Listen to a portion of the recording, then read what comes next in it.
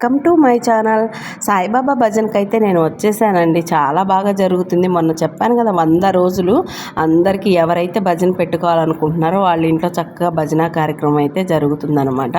రేపు గురువారం అయితే చక్కగా పుట్టపర్తి నుంచి రథం వస్తుందంట. పెద్ద కార్యక్రమం అయితే ఉందన్నమాట.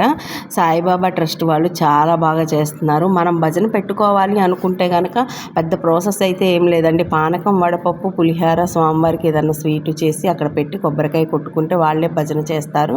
వచ్చిన వాళ్ళందరికీ కూడా తాంబూలంలో అరటిపండు మామూలుగా మనం చేస్తాం కదా పులిహార, అది ప్యాకింగ్ చేసేసి కవర్లలో వేసేసి తాంబూలంలాగా ఇవ్వటమే అనమాట.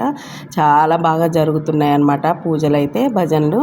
స్వామివారికి భజన అంటే చాలా ఇష్టం అంటండి. మనకి ఏది ఉన్నా కానీ ఆ భజనలోనే మొత్తం అసలు చాలా ఏదైనా అద్భుతం జరిగిద్దంట భజన చేస్తే.